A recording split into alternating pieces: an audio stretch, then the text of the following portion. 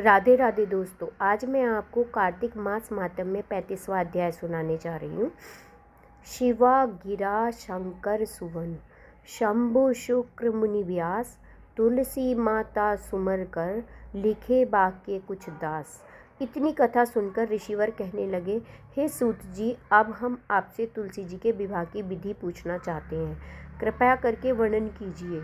ऋषिवरों के वाक्य सुनकर आनंद में मगन होते हुए सूत जी कहने लगे, हे मुनीश्वरों, अब मैं आपके सामने तुलसी जी के विवाह की विधि का वर्णन करता हूँ, इसलिए सावधान होकर सुनने का कष्ट करें।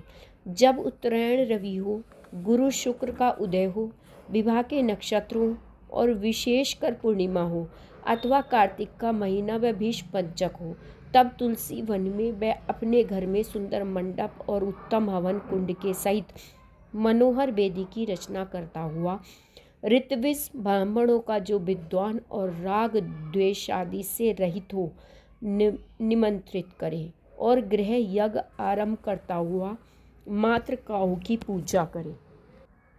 हे मुनीश्वरों, ऋत्विज के उपस्थित हो जाने पर पहले नंदीमुख श्राद्ध करें और तत्पश्चात सुवर्ण के भगवान शालिग्राम बनाकर उनका विधि विधान से पूजा सामग्री से पूजा करता हुआ चांदी की तुलसी को उनको समर्पण कर दे।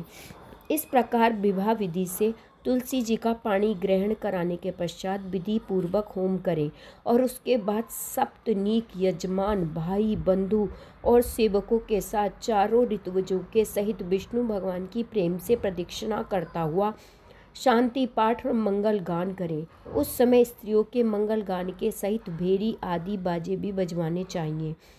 हे मुनीश्वरों, ऐसा हो जाने के पश्चात यजमान को गोदान और शय्यादान करना चाहिए और ऋतुज को दक्षिणा देकर विप्र भोज और जाति भोज कराना चाहिए। इतनी कथा सुनकर सूत जी कहने लगे, हे मुनीश्वरों, इस प्रकार जो मनुष्य श्रद्धा भक्ति से युक्त होकर सत्य, शांति और संतोष को धारण करता है, विष्णु भगवान को तुलसी जी को समर्पण करता है, वह समस्त पापों से रहित होकर समस्त संसारी सुखों को प्राप्त करता हुआ अंत में विष्णु पद को प्राप्त हो जाता है। इसमें संशय नहीं करना चाहिए। हे मुनीश्वरों, जिस प्रकार से तुलसी जी के विवाह की विधि बताई गई है, उसी प्रकार आंवला, शमी और पीपल की विवाह विधि भी समझनी चाहिए। कार्तिक के महीने में विवाह के दिन अथवा उसके प्रथम दिन प्रातःकाल नंदीमुख श्राद्ध और मातृ योग करके गोधूलीय लग्न में यजमान स्नान करे और शुद्ध श्वेत वस्त्र पहनकर नित्य क्रिया के बाद मंडप के नीचे कुशासन पर पूर्व की ओर मुख करके बैठे और तत्पश्चात आचमन और प्राणायाम करें। संकल्प का उच्चारण करें। संकल्प पढ़ने के पश्चात पुष्प हाथ में लेकर गणेश जी पर चढ़ावें और तत्पश्चात स्वास्ति वाचन और पुण्य वाचन पढ़ता हुआ अथवा ब्राह्मणों द्वारा उच्चारण करता हुआ भगवान का ध्यान करें। तत्पश्चात दूब व कुशा द्वारा कलश के जल के छींटे लगाता हुआ निम्न वाक्यों का उच्चारण करें। ओम शांतिरस्तु, पुष्टिरस्तु, तुष्टिरस्तु, वृद्धिरस्तु, अविघ्नमस्तु, आयुष्मस्तु, आरोग्यमस्तु, शिवकर्म समृद्धिरस्तु, वेद समृद्धिरस्तु, शास्त्र समृद्धिरस्तु, धन धान्य समृद्धिरस्तु, इष्ट संपदरस्तु, आरिष्ट निरसनमस्तु, यत मापम रोग मशुभम कल्याणम तद दूरे प्रतिहतमस्तु, यक्षे यस्त दस्तु, उत्तरे कर्मणि निर्विघ्नमस्तु, उत्तरे उत्तराः क्रिया शुभां शोभना संप्रदानतम, तिथिकरण मुहूर्ते नक्षत्र ग्रह लग्न संपदरस्तु, अर्थात शांति, पुष्टि और पुष्टि बुद्धि आदि मुझे सर्वदा प्राप्त हो। इस प्रकार उच्चारण करता हुआ यजमान प्रार्थना करके तिथि, करण, मुहूर्त, नक्षत्र, ग्रह और लग्नादि देवता मेरे ऊपर प्रसन्न हो, दुर्गा पांचाली प्रसन्न हो, अग्नि, पुरोगा और विश्वदेवा प्रसन्न हो। इंद्र पुरोगा मरुण दड़ गण देवता प्रसन्न हो। माहेश्वरी से लेकर उमा आदि माताएं प्रसन्न हो। विशिष्ट आदि से लेकर सब ऋषिवर प्रसन्न हो। ऋग्वेद आदि प्रसन्न हो। ब्रह्मा और सब ब्राह्मण प्रसन्न हो। हे श्री सरस्वती, श्रद्धा, भगवती, कल्याणी, रिद्धि सिद्धि, तुष्टि पुष्टि, अभय करने वाली देवियों सहित गणनायक, कुल देवता, ग्राम देवता, इष्ट देवता सब मुझ पर प्रसन्न हो तथा ब्रह्म द्वेषी, पापी, दुराचारी, निंदक, व्यभिचारी, विघ्नहर्ता, तस्कर और शत्रु नष्ट हों।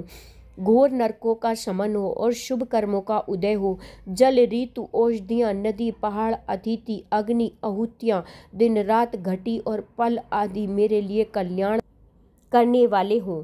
रवि, चंद्र, मंगल, बुध, गुरु, शुक्र, शनि, केतु आदि ग्रह, भगवान विष्णु, मेघ और स्वामी कार्तिक वीर्य मेरे ऊपर सदा प्रसन्न रहें। इस प्रकार उच्चारण करने के बाद श्रद्धा भक्ति से युक्त होकर यजमान ऋत्विज ब्राह्मणों का वर्ण करें, अर्थात उनके तिलक और मौली बंधन करें। ऐसा करने पर ब्राह्मण लोग स्वास्तिक वाचन व पुण्य वाचन पढ़ने के बाद यजमान की रक्षा के लिए मंत्रों का उच्चारण करते हुए यजमान के चारों ओर अक्षत छोड़ें।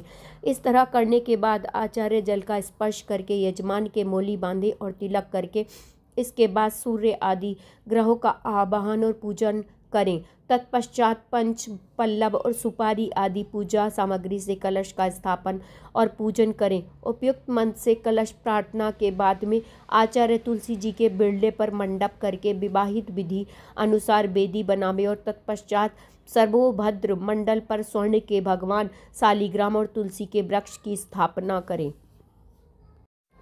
विष्णु भगवान और भगवती तुलसी का ध्यान करें और देश काल का उच्चारण करता हुआ सब प्रकार के विघ्न, पाप और दुखों की शांति के लिए तथा श्री विष्णु भगवान की प्रीति के लिए यजमान द्वारा पूजा सामग्री से विष्णु जी व तुलसी जी का पूजन करावे। बाद में पुष्पांजलि समर्पण करता हुआ आचार अनुसार श्री कृष्ण प्रतिमा के सन्मुख तुलसी जी की प्रतिमा करके मंगल गान और अन्य सुगंधित पदार्थों को ग्रहण कर प्रतिमाओं पर उष्णोदक जल के छींटे लगाता हुआ वस्त्र यज्ञोपवीत केवल विष्णु के लिए चंदन, पुष्पहार और आभूषणों द्वारा घंटा वादन के सहित विष्णु में तुलसी जी के कंकण बंधन करता हुआ हाथ जोड़कर प्रार्थना करावे। तत्पश्चात एक हाथ से लंबी चौड़ी तथा चौरस बनी हुई बेदी कुशाओं से साफ करता हुआ अर्थात उस पर पड़े हुए तृक्षादि को हटाकर उन कुशाओं को ईशान्य दिशा में छोड़ दे।